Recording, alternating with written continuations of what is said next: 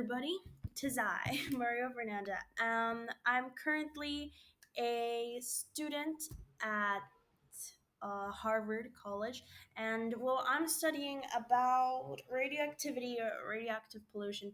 And something that I want to talk about today is depleted uranium and people's lack of, how do you say this, people's lack of knowledge on this.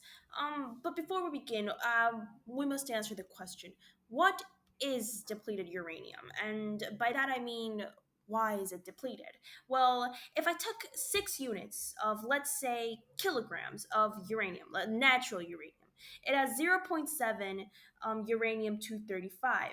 And if I take those 6 units and I do my enrichment process, and I end up with 1 unit at 3.2%. And that's your reactor fuel, which many people use for weapons, rockets, that kind of thing.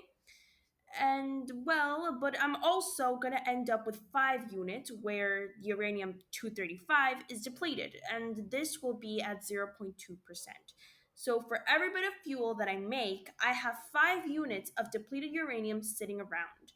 And if I was going all the way to bomb production at 90%, that number goes up dramatically. It's about 50 units per se of depleted uranium sitting around. So what do you do with all that depleted uranium? Well, it's been stored for many years, and if you ever go to a breeder reactor cycle, then we use U-235 as fuel, then we've got all the fuel already.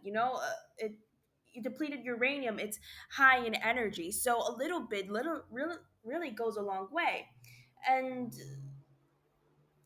but there's something else that you can do with uranium 235 other than using it for energy. But before we get to this, have you ever wondered why our bullets are made out of what they are? Well, if they are made out of stuff like rubber, they won't kill the target, which is why usually policemen use them for protests, because the whole point is not to kill the people exactly. There's better ways to break a protest, in my opinion, but that's not why we're here today. However, if you make your bullets out of something like lead, it will penetrate the skin of the target because it's denser. And if you make it out of uranium, it's even more denser, thus it's even more dangerous. And there's a particular other aspect of uranium, which is that it has an exothermic reaction when it strikes things like iron. And this means that armor that's like 3 inches of steel that might be on the front shield of a tank per se is easy to penetrate if you have a bullet made out of uranium. Basically, the uranium melts itself through, and you can blow up the tank, which is why governments make munitions out of uranium. Now, according to the US nuclear repository, uranium is radioactive, not highly so, like potassium and thorium, but still radioactive. So after you use the munitions, you are left with radioactive substances scattered around the battlefield, and that is very concerning. However, there is even larger concern one should have when talking about depleted uranium tipped bullets. Heavy metal pollution from bullets occurs certainly as well, and the problem with uranium is that it gets vaporized when it hits something, like a tank, and then it goes into the vapor, which could be breathed by soldiers, causing health effects. So, apart from harming the environment, it's also harming our soldiers, which should be healthy.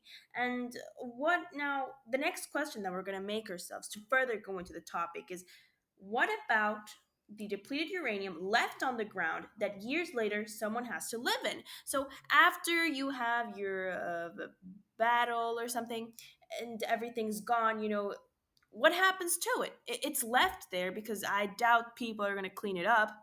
So, what happens? Well, according to the Canadian Nuclear Safety Commission, uranium is toxic, the same level that lead is toxic. It's why people don't use lead pipes for water anymore.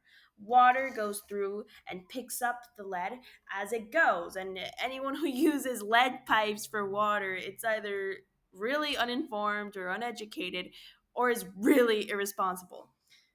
Probably both. So, uranium chemically has about the same toxology of lead. And you definitely don't want to scoop up bits of uranium and eat them or anything, nor do you want to consume water that came in contact with this substance, which is why U-235 or U-237, which is uranium, is dangerous not only to humans but to other living beings as well. Because let's say that you have some battle and the uranium for some reason ends up in a lake or a river or something, then that water is polluted and anyone or anything that consumes it will die. So, a solution to this problem was actually brought up in 2014 by a MIT graduate student, Zach Cordero, who made and demonstrated a natural press used for consolidating loose powder into a pellet.